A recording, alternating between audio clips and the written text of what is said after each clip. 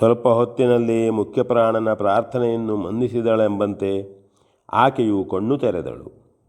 ಎಲ್ಲರ ಕಣ್ಣುಗಳು ಕೋರೈಸುವಂತಹ ತೇಜಸ್ಸು ಆ ಕಣ್ಣುಗಳಿಂದ ಹೊರಡುತ್ತಿದ್ದಂತೆಯೇ ಆಕೆಯು ಹನುಮಂತನನ್ನೇ ದಿಟ್ಟಿಸಿದಳು. ಅವನು, ನಾವು ಶ್ರೀರಾಮನ ಭೃತ್ಯರು, ಅವನ ಕಾರ್ಯಕ್ಕಾಗಿಯೇ ಆ ಸೇವೆಗೈಯರು ಹೊರಟು ಬಂದವರು, ಒಂದನ್ನೂ ಅರಿಯದೇ ಇಲ್ಲಿಗೆ ಬಂದವರು. ಸೀತಾದೇವಿಯನ್ನರಸುತ್ತಾ ಬಂದ ನಮಗೆ ಬಾಯಾರಿ ಈ ಗುಹೆಯಲ್ಲಿ ನೀರಿರಬಹುದೆಂದು ಬಗೆದು ನಾವು ಇಲ್ಲಿಗೆ ಇಳಿದದ್ದಾಗಿದೆ. ನಮ್ಮ ಕುರಿತು ಅನ್ಯಥಾ ಭಾವಿಸಬಾರದು. ನಮ್ಮದು ಅಪರಾಧವಾಗಿದ್ದರೆ ಕ್ಷಮಿಸಬೇಕು ಎಂದು ಅವಳಲ್ಲಿ ವಿನಮ್ರನಾಗಿ ನಿವೇದಿಸಿಕೊಂಡನು.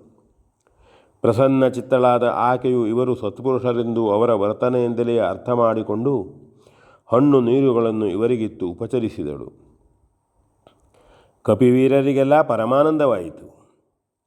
ಆಕೆಯು ಹನುಮಂತನ ಮುಖದಿಂದ ಶ್ರೀರಾಮನ ಸಮಗ್ರ ವೃತ್ತಾಂತವನ್ನು ತಿಳಿಯಬಯಸಿದಳು. ಅವನು ತಾನರಿತಿದ್ದ ಆವರೆಗಿನ ಯಾವತ್ತೂ ವೃತ್ತಾಂತವನ್ನು ಆಕೆಯಲ್ಲಿ ಭಿನ್ನಯಿಸಿಕೊಂಡನು.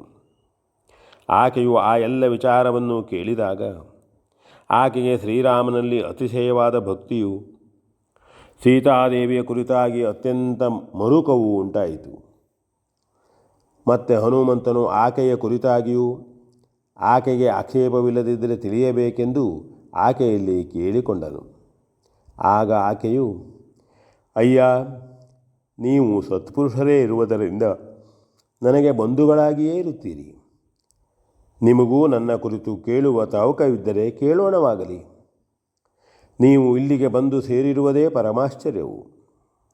ಸಾಮಾನ್ಯರಿಗೆ ಇದು ದುಷ್ಪ್ರವೇಶವಾದ ಸ್ಥಳವು. ಭೂಮಿಯ ಸಂಪರ್ಕವೇ ಇಲ್ಲವೆಂದರೂ ಸಲ್ಲಬಹುದು. ಹಿಂದೆ ಮಯನೆಂಬ ರಾಕ್ಷಸನು ತನ್ನ ಮಾಯಾಬಲದಿಂದಲೂ ಶಿಲ್ಪಕಲಾ ನೈಪುಣ್ಯದಿಂದಲೂ ಈ ಕಾಂಚನವನೆಂಬ ಪಟ್ಟಣವನ್ನು ನಿರ್ಮಿಸಿದನಂತೆ. ತನ್ನ ಮನೋಗಮ್ಯವಾದ ನಾನಾ ಭಾವನೆಗಳಿಗೆ ರೂಪುಕೊಟ್ಟು ಸಹಜವಾಗಿಯೇ ಈ ನಗರವನ್ನವನು ಸೃಷ್ಟಿಸಿರುವುದಾದರೂ ಇಲ್ಲಿಯ ರಹಸ್ಯವು ಯಾವ ವಿಧದಿಂದಲೂ ಬಯಲಾಗಬಾರದೆಂಬುದಕ್ಕಾಗಿಯೇ ಸದಾ ಕತ್ತಲೆಯನ್ನು, ದುಷ್ಪ್ರವೇಶ್ಯವಾದ ದ್ವಾರವನ್ನು ನಿರ್ಮಿಸಿದನಂತೆ. ಅವನು 1000 ವರ್ಷಗಳವರೆಗೆ ಬ್ರಹ್ಮದೇವನನ್ನು ಕುರಿತು ತಪಸ್ಸು ಮಾಡಿ ಅವನಿಂದ ಶುಕ್ರನ ಧನವೆಲ್ಲವನ್ನೂ ವರವಾಗಿ ಪಡೆದನಂತೆ. ಅಲ್ಲದೆ ಹೇಮೆ ಎಂಬ ಒಬ್ಬ ಅಪ್ಸರೆಯನ್ನು ಮದುವೆಯಾಗಿ ಇಲ್ಲೇ ಬಹುಕಾಲ ಸುಖವಾಗಿದ್ದನಂತೆ. ಅವನಿಗೂ ಇಂದ್ರನಿಗೂ ಒಮ್ಮೆ ಯುದ್ಧವಾಗಿ ವಜ್ರಹತಿಯನ್ನು ತಾಳಲಾರದ ಮಯನು ಹೇಮೆಯಲ್ಲಿ ಹುಟ್ಟಿದ ತನ್ನ ಮಗಳನ್ನು ಹೇಗೋ ಜತೆಯಲ್ಲಿ ಕರೆದುಕೊಂಡು ಬೇರೆಲ್ಲಿಗೂ ಓಡಿ ಹೋದನಂತೆ. ಮತ್ತು ಹೇಮೆಯೂ ಇಲ್ಲಿರಲು ಇಷ್ಟಪಡದೆ ಇದನ್ನು ಬಿಟ್ಟು ಹೋದನಂತೆ. ಆ ಹೇಮೆಗೂ ನನಗೂ ಬಹಳ ಸ್ನೇಹವಿತ್ತು. ನಾನು ಶಾಂಡಿಲ್ಯನೆಂಬ ಒಬ್ಬ ಮುನಿಯ ಮಗಳು. ನನ್ನನ್ನು ಶಾಂಡಿಲಿನಿ ಎಂದು ಕರೆಯುತ್ತಾರೆ. ನಮ್ಮ ತಂದೆಯು ಬಹುದೊಡ್ಡ ತಪಸ್ವಿಗಳು. ಮಾತ್ರವಲ್ಲ, ತುಂಬ ಲೋಕಾನುಭವವುಳ್ಳವರು. ಕೇಕೆಯ ರಾಜ್ಯದ ಸುಮನೆ ಎಂಬವಳು ತುಂಬ ತಿಳಿದವಳಾಗಿದ್ದಳು. ಆದರೆ ಅದೇ ಜಂಬದಿಂದ ಆಕೆಯು ಕೊಬ್ಬಿಯೂ ಇದ್ದಳು. ಒಮ್ಮೆ ನನಗೂ ಅವಳಿಗೂ ಪತಿವ್ರತಾ ಮಹಾತ್ಮೆಯ ಹಾಗೂ ಅದರ ಘನವಾದ ತತ್ವದ ಕುರಿತು ಬಹುದೊಡ್ಡ ವಿವಾದ ನಡೆಯಿತು. ನನಗೆ ಮದುವೆಯಾಗಿರಲಿಲ್ಲವಾದುದರಿಂದ ನನ್ನನ್ನು ಸುಲಭವಾಗಿ ಆ ವಾದದಲ್ಲಿ ಸೋಲಿಸಿಬಿಡಬಹುದೆಂದು ಆಕೆಯು ತರ್ಕಿಸಿರಬೇಕು. ಆದರೆ ನಾನು ಮದುವೆಯಾಗುವುದನ್ನೇ ತೊರೆದು ಆ ಬಯಕೆಯಿಂದ ಪೂರ್ಣ ಪರಿತ್ಯಕ್ತಳಾಗಿ ವಿದ್ಯೆಯು ಯಾರಿಂದ ಹುಟ್ಟಿದೆಯೋ ಅವನನ್ನು ಅದೇ ಮುಖದಿಂದ ಸೇರಬೇಕೆಂದು ನನ್ನ ತೀರ್ಥರೂಪದಿಂದಲೇ ಉಪದೇಶ ಪಡೆದು ಆಗಾಗಲೇ ತಪಸ್ವಿನಿಯಾಗಿದ್ದೆನು. ಹೆಚ್ಚಿನ ಕಾಲವನ್ನು ನಾನು ತಪಸ್ಸಿನಲ್ಲೇ ಕಳೆಯುತ್ತಿದ್ದರೂ ಅಡಿಗಡಿಗೆ ಪಿತೃಸೇವೆಯನ್ನು ಮಾಡಿ ಅವರ ಅನುಗ್ರಹವನ್ನು ಪಡೆದುಕೊಳ್ಳುತ್ತಿದ್ದೆನು. ಸುಮನೆಗೂ ನನಗೂ ನಡೆಯಲಿದ್ದ ವಾದದಲ್ಲಿ ನಮ್ಮೊಳಗೆ ಒಂದು ಪಂಥವಾಗಿದ್ದಿತು. ವಾದದಲ್ಲಿ ಯಾರು ಸೋತರೋ ಅವರು ಗೆದ್ದವರಿಗೆ ತಮ್ಮ ವಿದ್ಯಾಪ್ರಭಾವದ ತೇಜಸ್ಸನ್ನು ಕಪ್ಪವಾಗಿ ಕೊಡತಕ್ಕದ್ದೆಂಬ ನಿರ್ಣಯವಾಗಿದ್ದಿತ್ತು. ಬಹುಮಂದಿ ವಿದ್ವಾಂಸರು, ಋಷಿಗಳು, ಜ್ಞಾನಿಗಳು ನೆರೆದಿದ್ದ ವಾದಮಂಟಪದಲ್ಲಿ ನಾವು ಬಹುದಿವಸಗಳವರೆಗೆ ವಾದಿಸಿದೆವು. ಕೊನೆಗೆ ಆ ವಾದವು ನನ್ನ ಜಯದಲ್ಲಿಯೇ ಪರ್ಯಾವಸಾನಗೊಂಡಿತು. ಹಿರಿಯರೆಲ್ಲ ನನ್ನನ್ನು ಪ್ರಶಂಸಿಸಿ ಆಶೀರ್ವದಿಸಿದರು. ಕಟ್ಟಳೆಯಂತೆ ಸುಮನೆಯು ತನ್ನ ತೇಜಸ್ಸನ್ನು ನನಗೆ ಧಾರೆ ಎರೆದು ಮತ್ತೆ ತಪೋನಿರತಳಾದಳು. ಆ ಮಹಾನುಭಾವರ ಆಶೀರ್ವಾದದ ಫಲವಾಗಿ ಮತ್ತೆ ನಾನಿದ್ದ ಪ್ರದೇಶವು ಕತ್ತಲೆಯಲ್ಲಿಯೂ ಬೆಳಗುತ್ತಿದ್ದಿತು. ಎಷ್ಟೇ ವಿದ್ಯಾವಂತಳಾಗಿದ್ದರೂ ಪಾಪ ಸುಮನೆಯು ಜಂಬಘಾತಿಯಾಗಿ ಆ ತೇಜಸ್ಸನ್ನು ಕಳೆದುಕೊಳ್ಳುವಂತಾಯಿತು. ಜಂಬವಿದ್ದಲ್ಲಿ ಯಾವ ಕಾಲಕ್ಕೂ ವಿದ್ಯೆಯು ಸುಪ್ರಕಾಶಿಸಲಾರದು. ನಾನು ವಾದದಲ್ಲಿ ಗೆದ್ದುದರಿಂದಲೂ ಆ ಪ್ರತ್ಯಕ್ಷಾನುಭವದ ಪಾಠವನ್ನು ಪಡೆದು ಗೆದ್ದುದೇ ಮುಖ್ಯವು. ಕಾಮ್ಯಾರ್ಥವಾಗಿ ಗಳಿಸಿದ ವಿದ್ಯೆಯು ಅದರ ಪೂರ್ಣತೇಜವನ್ನು ನೀಡಲಾರದು. ವಿದ್ಯೆಗಾಗಿಯೇ ವಿದ್ಯೆಯನ್ನು ಆರ್ಜಿಸಿದಾಗ ಅಲ್ಲಿ ಅದು ಸ್ವಯಂ ಪ್ರಕಾಶಿತವಾಗಬಲ್ಲದು. ಅದೆಲ್ಲವನ್ನು ನನಗೆ ಯಥೋಚಿತವಾಗಿ ಉಪದೇಶ ಮಾಡಿದ ಮಹಾತ್ಮರು ನನ್ನಲ್ಲುಂಟಾದ ಆ ದಿವ್ಯ ತೇಜಸ್ಸನ್ನು ಕಂಡು ನನ್ನನ್ನು ಸ್ವಯಂ ಪ್ರಭೆ ಎಂದು ಕರೆದರು. ನನ್ನ ಗೆಳತಿಯಾದ ಹೇಮೆಯು ನನ್ನ ಕುರಿತು ಕೇಳಿ ಪರಮಾನಂದ ಭರಿತಳಾಗಿ, ಈ ಅತ್ಯಂತ ರಹಸ್ಯವಾಗಿರುವ ಪ್ರದೇಶವೇ ನನ್ನ ತಪಸ್ಸಿಗೆ ಹೆಚ್ಚಿನ ಅನುಕೂಲವಾಗಬಹುದೆಂದು ಮನಗಂಡು ನನ್ನನ್ನಿಲ್ಲಿಗೆ ಕರೆದು ತಂದು ಇದೆಲ್ಲವನ್ನು ಒಪ್ಪಿಸಿಕೊಟ್ಟಿರುವಳು. ಅಂದಿನಿಂದ ನಾನಿಲ್ಲಿ ತಪಃಕರ್ಮ ನಿರತಳಾಗಿಯೇ ಇರುತ್ತೇನೆ. ಇಲ್ಲಿರುವ ಪ್ರತಿಯೊಂದು ವಿಶೇಷವೂ ಕೂಡ ಮಯನ ಚಾತುರ್ಯದಿಂದಲೇ ಸಿದ್ಧವಾದವುಗಳು. ಇದನ್ನು ಮಾಯಾನಗರವೆಂದೂ ಹೇಳುತ್ತಾರೆ. ಎಷ್ಟೋ ವರ್ಷಗಳ ಹಿಂದೆ ಇದೆಲ್ಲವೂ ನಡೆದು ಹೋಯಿತೋ ಅದು ಊಹೆನಿಗೂ ಮೀರಿತು. ಅತಿಶಯವಾದ ಪುಣ್ಯ ಸಂಚಯವಿಲ್ಲದೆ ಈ ಪ್ರದೇಶವನ್ನು ಯಾರೂ ಪ್ರವೇಶಿಸದಂತೆ ಸೃಷ್ಟಿಕರ್ತನೇ ವಿಧಿಸಿರುವುದರಿಂದ ಯಾರೊಬ್ಬನೂ ಇಲ್ಲಿಗೆ ಬರುವುದೆಂದಿಲ್ಲ. ಆದುದರಿಂದ ನನ್ನ ತಪಸ್ಸಿಗೆ ಯಾವ ವಿಘ್ನವೂ ಇಲ್ಲದೆ ಅದು ಸರಾಗವಾಗಿಯೇ ನಡೆಯುತ್ತದೆ. ಕಪಿವೀರರಾದ ನೀವೆಲ್ಲರೂ ಪುಣ್ಯಜೀವಿಗಳೇ ಆಗಿರಬೇಕು. ಮಾತ್ರವಲ್ಲ, ದೇವತೆಗಳ ಸಂಬಂಧವೇ ನಿಮಗಿರಬೇಕೆಂತಲೂ ನಾನು ತಿಳಿಯಬೇಕಾಗಿದೆ. ಅಲ್ಲದೆ ಕಾಡಕೋತಿಗಳು ಇಲ್ಲಿ ಬರಲು ಸಾಧ್ಯವೇ ಇಲ್ಲ. ಮೇಲಾಗಿ ಶ್ರೀರಾಮನ ಭೃತ್ಯರಾದ ನೀವುಗಳು ಧರ್ಮೋದ್ಧಾರದ ಸಲುವಾಗಿ ಶ್ರಮಿಸುತ್ತಿರುವವರು. ಅಂತೆಯೇ ನಿಮ್ಮ ದೃಷ್ಟಿಯೂ ನಿಮಗೆ ಇಲ್ಲಿ ಉಪಯುಕ್ತವಾಯಿತು. ಉಳಿದವರಿಗೆ ಸರ್ವತಾ ಇಲ್ಲಿ ಅವರ ಕಣ್ಣು ಕಾಣಿಸಲಾರದು. ಯಾವುದು ದಿವ್ಯ ತೇಜಸ್ಸು ಮಾತ್ರ ನಿಮಗೆ ದೃಷ್ಟಿಯನ್ನಿತ್ತು ನೀವಿಲ್ಲಿಗೆ ಬರುವಂತೆಯೇ ಮಾಡಿತು. ಧರ್ಮಸೇವಾ ನಿರತರಿಗೆ ಅಪ್ರಾಪ್ಯವಾದುದು ಯಾವುದು?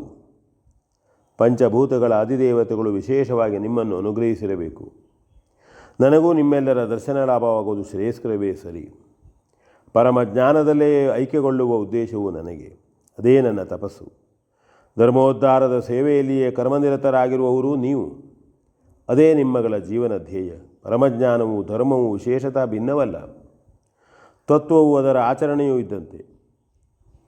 ತಪಸ್ಸಿನಿಂದಲೂ ಕರ್ಮದಿಂದಲೂ ಯಾವ ಒಂದನ್ನು ಹೊಂದಬಹುದೋ ಅದನ್ನೇ ಹೊಂದಲು ಹೊರಟಿರುವ ನಾನು, ನೀವು ಸಮಾನಶೀಲರಾದ ಬಂಧುಗಳೇ ಆಗಿರುವೆವು. ಪ್ರಕೃತ ನೀವು ಕೈಗೊಂಡಿರುವ ಶ್ರೀರಾಮನ ಸೇವಾ ಕಾರ್ಯವು ಮಹಾಕಾರ್ಯವೇ ಸರಿ. ಮುಖ್ಯವಾಗಿ ಹೆಣ್ಣಾದ ನಾನದನ್ನು ಗಮನಿಸಲೇಬೇಕು. ಸಾಧ್ವಿಯಾದ ಸೀತಾದೇವಿಯು ಶ್ರೀರಾಮನನ್ನು ಸೇರಲೇಬೇಕು. ಅದಕ್ಕೆ ವಿಘ್ನಕಾರಿಗಳಾದ ದುಷ್ಟರು ನಾಶವಾಗಿಯೇ ತೀರಬೇಕು. ಅದಕ್ಕಾಗಿಯೇ ಶ್ರಮಿಸತಕ್ಕ ನಿಮ್ಮ ಬಲಶೌರ್ಯಗಳನ್ನು ಜ್ಞಾನ ತೇಜಗಳು ವಿವರ್ಧಿಸಬೇಕು. ಅದರ ಸಲುವಾಗಿಯೇ ನನ್ನ ತಪಶಕ್ತಿಯನ್ನು ನಾನು ನಿಮ್ಮ ಸತ್ಕಾರ್ಯ ಸಾಧನೆಯ ಮುಡಿಪಾಗಿ ಅರ್ಪಿಸಿರುತ್ತೇನೆ. ಅಂತೆಯೇ ಶ್ರೀರಾಮದಾಸರಾದ ನಿಮ್ಮ ಕಾರ್ಯದ ಯಶಸ್ಸಿಗೆ ಶುಭವನ್ನು ಕೋರುತ್ತೇನೆ. ದಯಾಮಯನು ನಿಮಗೆ ಒಳಿತನ್ನೇ ಮಾಡಲಿ ಎಂದು ನುಡಿದು ಕೈಮುಗಿದಳು. ಆಮೇಲೆ ಜಾಂಬವಾದಿಗಳ ಅಪೇಕ್ಷೆಯಂತೆ ಸ್ವಯಂಪ್ರಭೆಯ ಜತೆಯಲ್ಲಿ ಬಂದು ಭೂಮಿಯ ದಾರಿಯನ್ನು ಅರುಹಿ ಅವರನ್ನು ವಂದಿಸಿ ಅವರಿಂದಲೂ ವಂದಿಸಿಕೊಂಡು ಅವರನ್ನು ಬೀಳ್ಕೊಟ್ಟಳು. ಅಂತೆಯೇ ವಾನರರ ವೀರರು ಮೇಲೆ ಬಂದು ಆಕೆಯ ಗುಣಗಾನ ಮಾಡುತ್ತಾ ಮುಂದೊತ್ತಿ ನಡೆದರು. ಮತ್ತೆ ಕಪಿವೀರರು ವಿಂಧ್ಯ ಪರ್ವತದ ನಿಮ್ನ ಪ್ರದೇಶಗಳನ್ನೆಲ್ಲ ಹುಡುಕಿದರು. ಮತ್ತೊಮ್ಮೆ ಕಂಡ ಬೆಲೆಗಳನ್ನೆಲ್ಲ ಪರಿಶೋಧಿಸಿದರು. ಎಲ್ಲಿ ಹುಡುಕಿದರೂ ಸೀತಾದೇವಿಯೂ ಕಾಣಸಿಗಲಿಲ್ಲ. ಅವಳ ಕುರಿತಾದ ಯಾವ ವಾರ್ತೆಯೂ ಕೇಳಿ ಬರಲಿಲ್ಲ. ಶ್ರೀರಾಮನ ಸನ್ನಿಧಿಯಿಂದ ಸುಗ್ರೀವನ ಆಜ್ಞೆ ಪಡೆದು ಹೊರಟು ಬಂದು ಬಹು ದಿವಸಗಳು ಸಂದಿದ್ದವು. ತಿಂಗಳವಧಿಯ ದಿನಕ್ಕೆ ಮತ್ತೆ ಹೆಚ್ಚು ದಿನವಿರಲಿಲ್ಲ. ಆದರೆ ಹುಡುಕಬೇಕಾದ ಸ್ಥಳಗಳು ಇನ್ನೂ ಹೆಚ್ಚಿದ್ದವು. ಇದೆಲ್ಲವನ್ನು ಎಣಿಸಿಕೊಂಡು ಜಾಂಬವಾದಿಗಳು ಮತ್ತಷ್ಟು ಬಳಲತೊಡಗಿದರು. ಮೊದಲೇ ಶಾರೀರಿಕವಾಗಿ ಬಳಲಿದ್ದವರು ಮತ್ತೆ ಮಾನಸಿಕವಾಗಿಯೂ ಕೊರಗತೊಡಗಿದರು. ಅವಶ್ಯವಿದ್ದಷ್ಟೇ ಮಾತನ್ನಾಡುವ ಹನುಮಂತನು ಯಾವ ಮಾತನ್ನೂ ಆಡುವಂತಿರಲಿಲ್ಲ. ಸದಾ ವಿನೋದಿಯಾದ ವೃದ್ಧ ಜಾಂಬವಂತನು ಯಾವ ವಿನೋದವನ್ನೂ ಮಾಡದಾದನು. ಚಪಲಚಿತ್ತನಾದ ಅಂಗದನು ತೀರಾ ನಿರುತ್ಸಾಹವನ್ನೇ ತಳೆದಿದ್ದನು. ಇನ್ನುಳಿದ ತಾರ ಗವಯ ಗವಾಕ್ಷಾದಿ ವೀರಭಟರು ಮೌನವನ್ನೇ ಧರಿಸಿದ್ದರು. ಸೀತಾದೇವಿಯನ್ನು ಹುಡುಕ ಹೊರಟು ಆ ಕೆಲಸದಲ್ಲಿ ಜಯವನ್ನು ಪಡೆಯಬಲ್ಲವೆಂಬ ಆತ್ಮವಿಶ್ವಾಸವನ್ನೇ ತಳೆದಿದ್ದ ಕಿಷ್ಕಿಂಧೆಯ ವೀರಭಟರು ಹೊರಟಾಗ ಅತ್ಯುತ್ಸಾಹದಲ್ಲಿದ್ದವರು ಈಗ ಮಾತ್ರ ತೀರಾ ಇಳಿದು ಹೋಗಿದ್ದರು. ನಿರಾಸೆಯ ಕಾರ್ಮೂಡವೇ ಕವಿದು ಎಲ್ಲರ ಮುಖಮಂಡಲಗಳನ್ನು ನಿಸ್ತೇಜಗೊಂಡಿದ್ದವು. ಶ್ರೀರಾಮನು ಮಾತ್ರವಲ್ಲ, ತಪಸ್ವಿನಿಯಾದ ಸ್ವಯಂಪ್ರಭೆಯ ಎಲ್ಲ ಹಾರೈಕೆ ಆಶಯಗಳು ಒಂದೊಂದಾಗಿ ವೀರವಾನರ ಸ್ಮೃತಿಪಥದಿಂದ ದೂರಾಗತೊಡಗಿದವು. ನಿಟ್ಟುಸಿರು, ಮೌನ, ಪರ್ಯಟನಗಳಷ್ಟೇ ಉಳಿದವು. ಕಣ್ಣು, ಕೈ, ಕಾಲು, ಕಿವಿಗಳು ಅಭ್ಯಾಸ ಸ್ಥಿತಿಯಿಂದ ಕೆಲಸ ಮಾಡುತ್ತಿದ್ದವಲ್ಲದೆ ಯಾವುದೇ ಥರದ ಉತ್ಸಾಹದ ಲೇಷವಾದರೂ ಅವರಲ್ಲಿ ಇರಲಿಲ್ಲ. ತೀರಾ ಖಿನ್ನಮನಸ್ಕರೇ ಆಗಿದ್ದರು. ಸಿದ್ಧಿಯೊದಗದ ಸಾಧಕನು ಆಲಸ್ಯಗೊಳ್ಳುವಂತೆ ಸುಗ್ರೀವನ ಭಟರು ಬಳಲಿಯೇ ಹೋದರು. ಅಂತೆಯೇ ತೀರಾ ಬಳಲಿ ಹೋದ ಅವರ ಮನಸ್ಸಿಗೆ ಮುಂದಿನ ಬೆಟ್ಟವು ಇದ್ದುದಕ್ಕಿಂತಲೂ ಎತ್ತರವಾಗಿ ಕಾಣತೊಡಗಿತು. ಅದನ್ನೇರಿಯೇ ಹೋಗಬೇಕಾಗಿದ್ದ ಇವರು ಅಲ್ಲಲ್ಲಿ ನಿಂತು ಮುಖ ನೋಡಿಕೊಳ್ಳುತ್ತಾ ಮೌನದಿಂದಲೇ ತಮ್ಮ ತಮ್ಮ ಸಂಕಟವನ್ನು ಒಬ್ಬನಿಗೊಬ್ಬನಿಗೆ ವ್ಯಕ್ತಪಡಿಸುತ್ತಾ ತಟ್ಟಿನಲ್ಲಿ ಹರಿಯುವ ಬೇಸಿಗೆಯ ನದಿಯಂತೆ ಕ್ರಮಿಸುತ್ತಿದ್ದರು. V N Bhagwat ಬರ್ಪಳ್ಳಿ.